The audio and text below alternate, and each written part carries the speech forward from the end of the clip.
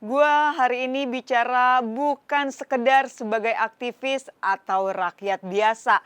Tapi hari ini gue bicara sebagai anak dari korban Petrus, penembakan misterius eranya Soeharto. Bokap gue nggak pernah kembali untuk selamanya. Hanya meninggalkan nama di catatan gelap.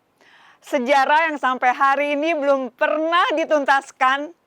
Dan umur gue saat itu belum genap 1 tahun. Iya, nyokap gue cerita setelah gue mulai beranjak dewasa.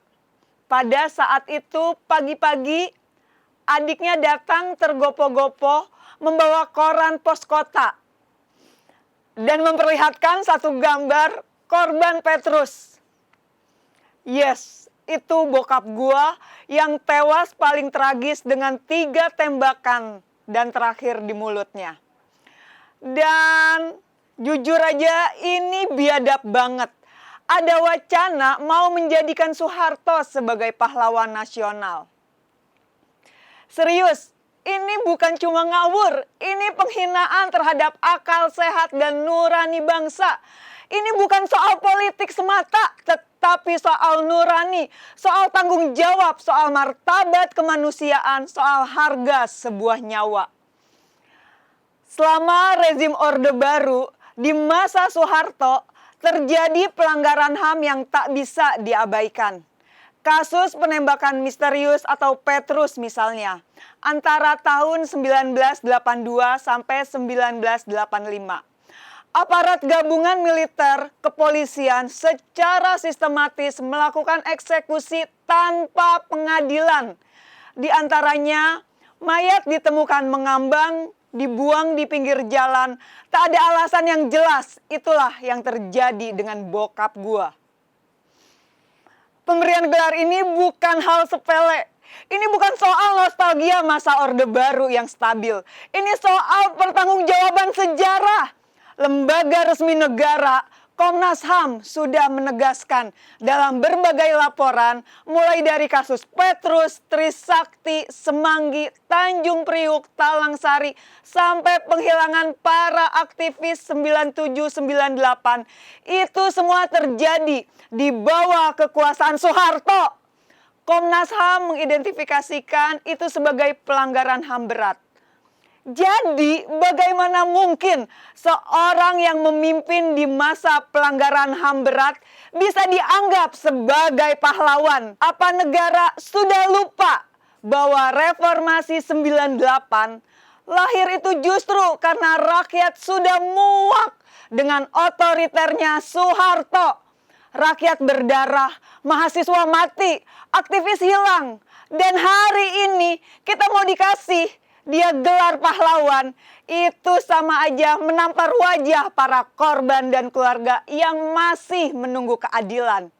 Dan gue, Novi Bule, dengan tegas menolak keras usulan itu. Karena memberi gelar pahlawan kepada Soeharto tanpa penyelesaian keadilan adalah: 1. Mengabaikan tanggung jawab negara atas pelanggaran HAM berat yang telah terjadi. 2. Mengiris semangat reformasi yang lahir sejak 98 yang menuntut transparansi, akuntabilitas, demokrasi. Yang ketiga, melukai ingatan publik bahwa kekuasaan bisa menyeret manusia ke jurang kekerasan.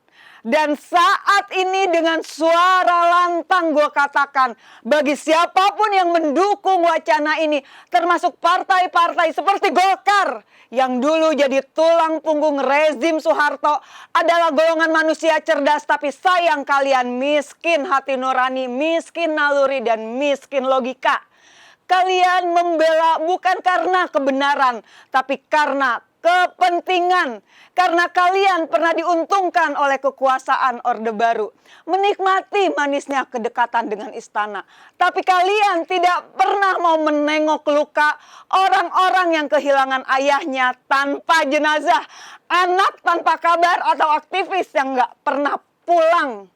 Jika tetap dikehendaki, jika tetap diberikan gelar pahlawan kepada Soeharto, maka jangan salahkan kalau gelombang massa akan datang. keluarga korban pelanggaran HAM era Soeharto, dan para aktivis reformasi 98 akan bangkit. Dan gua salah satu orang yang akan berada di garda terdepan melawan semua itu walaupun nyawa taruhannya. Karena ini bukan sekedar simbol tetapi luka yang belum pernah sama sekali diobati. Ingat, ini bukan permainan politik, tetapi pengabdian pada ingatan nasional dan keadilan bagi mereka yang telah kehilangan segalanya. Gua berdiri di sini dengan suara yang belum cukup, tapi suara yang gak akan pernah bisa dibungkam. Gua menolak, gua menuntut keadilan.